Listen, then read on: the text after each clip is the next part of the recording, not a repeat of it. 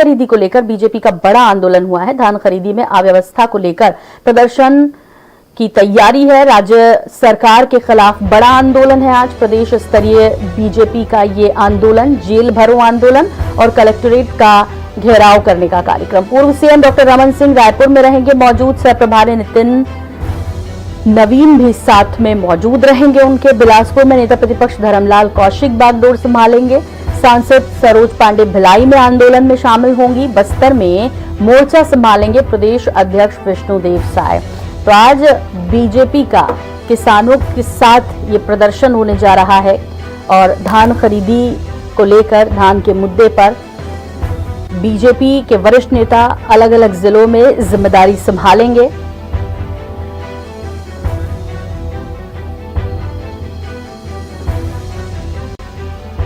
और इस पर ज्यादा जानकारी के लिए बात करेंगे हमारे सहयोगी अंकुश शर्मा हमारे साथ जुड़ गए हैं। अंकुश, आपसे जानना चाहेंगे सबसे पहले तो इस आंदोलन को लेकर फिलहाल क्या आपको नजर आ रहा है, क्या तैयारियां हैं और क्या जो बीजेपी कार्यकर्ता हैं उनके साथ यदि कोई किसान आ रहे हैं तो क्या वो जुड़ना शुरू हो गए, क्या कुछ तैयारियां आप देख पा रहे हैं?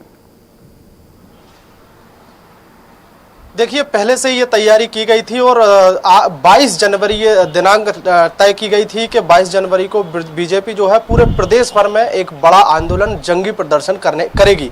इसको लेकर पूरे प्रदेश में तैयारियां शुरू हो गई थी। बीजेपी के जितने भी पदाधिकारी हैं, जो नेता हैं, उनको अलग अलग जगहों की जिम्मेदारी भी दे दी गई थी। अब चूंकि आज वो समय आ गया है प्रदर्शन का, उसको लेकर बीजेपी की बड़ी तैयारियां भी देखने को मिल रही हैं।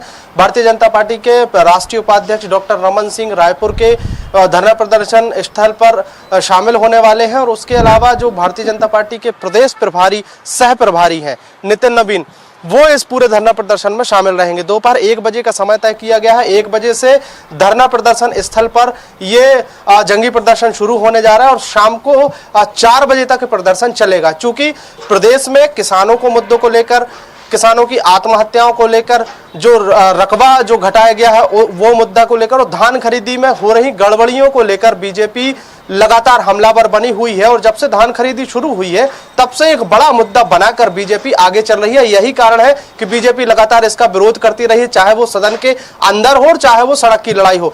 बीजेपी की लगातार कोशिश रही है कि वो किसानों को जो परेशानियां हो रही हैं उस मुद्दे को भुना सके। यही कारण है कि प्रदेश भर में पहले यह निर्णय लिया गया था कि विधानसभा स्तर पर घेराव किया जाएगा। उसके बाद अब 22 जनवरी को यह निर्णय लिया गया था कि प्रदेश के सभी जिला मुख्यालयों में एक बड़ा प्रदर्शन होगा। प्रदर्शन होने की बात पहले सामने आई थी, लेकिन उसमें धीरे धीरे बदलाव होते गए और अब इस प्रदर्शन में गिरफ्तारी देने की जो रणनीति है वो बन गई है। पूरे प्रदेश में हजारों भारतीय जनता पार्टी के कार्यकर्ता गिरफ्तारी देंगे और सबसे महत्वपूर्ण बात है कि बीजेपी के जितने भी कार्यकर्ता हैं, जितने भी धरना प्रदर्शन स्थल है, वहां से वो सभी जिलों के कलेक्ट्रेट के घेराव के लिए निकलेंगे और घेराव के दौरान हो सकता है कि स्थिति थोड़ी सी देखने लायक बनेगी कि पुलिस की तैनाती जो है वो पहले से कर दी गई है। और इसके अलावा जो कार्यकर्ताओं का जोश है इस पूरे प्रदर्शन को देखने को मिल रहा है, क्योंकि प्रदेश स्तर पर लगातार बैठकों का दौर चला है।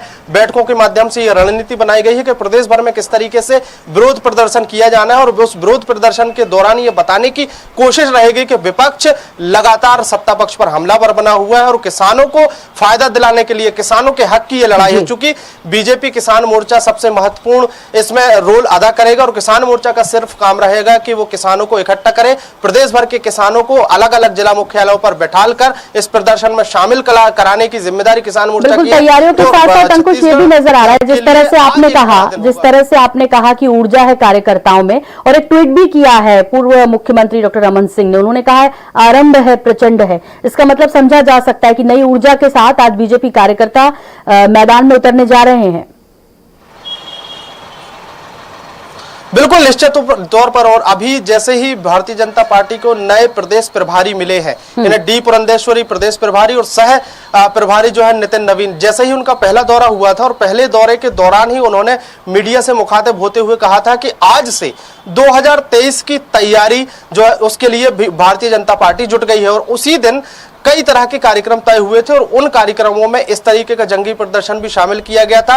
और इस प्रदर्शन में पहले तो भारतीय जनता पार्टी की प्रदेश प्रभारी डी पुरंदेश्वरी खुद रायपुर जिले में शामिल होने वाली थी, लेकिन अचानक से आवश्यक बैठक के कारण उन्हें दिल्ली जाना पड़ा और दिल्ली जाने के कारण उनका दौरा जो है इस धरना प्रदर्शन में रद्द हुआ है, लेकिन सह प्रभारी को जिम्मेदारी दी गई है। तो बीजेपी के जो प्रदेश प्रभारी हैं उनका जो सक्रियता है उसी के कारण बीजेपी लगातार हमलावर बनी हुई है। और यही कारण है कि जो जिस तरीके से पूर्व मुख्यमंत्री डॉक्टर रमन सिंह ने ट्वीट किया है, वो तो धरना प्रदर्शन के पहले ही उन्होंने सभी कार्यकर्ताओं से और प्रदेश के किसानों से ये आह्वान किया है कि आरंभ है प्रचंड और इस पूरे धरना प्रदर्शन में किसान शामिल हों और जो उनके साथ जो परेशानियां हों उनके खिलाफ में, सत्ता पक्ष के खिलाफ में प्रदर्शन किया जाए। ठीक है, बहुत संक्षेप में अंकुश, क्या बीजेपी कार्यकर्ताओं के साथ किसान भी नजर आ सकते हैं या क्या तैयारी, कितनी संख्या में जुट सकते हैं? मतलब एक उम्मीद लगाई जानी चाहिए कि जिनको लेकर, जिनके लिए ये आंदोलनरत हो रही है बीजेपी, वो भी उनके साथ ही है वाकई में? देखिए, अब जिस तरीके से ये पूरा आंदोलन का रूपरेखा तैयार की गई है उसमें निश्चित तौर पर किसानों की सहभागिता रहने वाली है। बीजेपी युवा मोर्चा और बीजेपी किसान मोर्चा को एक बड़ी जिम्मेदारी है कि वो प्रदेश भर के किसानों को आसपास के क्षेत्रों से इकट्ठा करें और सभी जिला मुख्यालयों पर बीजेपी का जहां धरना होना है वहां पर उनको शामिल किया जाए, उनको बोलने का मौका दिया जाए, उनको समस्याएं गिनाने का मौका दिया जाए। जो तो निश्चित तौर पर जिस तरीके से बीजेपी ने पूरी रूपरेखा तैयार की है उसमें माना जा रहा है कि बड़ी संख्या में जिस तरीके से बीजेपी के कार्यकर्ता पदाधिकारी शामिल होंगे उसी तरह से बीजेपी किसानों को साथ में लाने के लिए सफल कदम उठाने की तैयारी में है। ठीक अंकुश, बहुत बहुत शुक्रिया इस तमाम जानकारी के लिए आपका।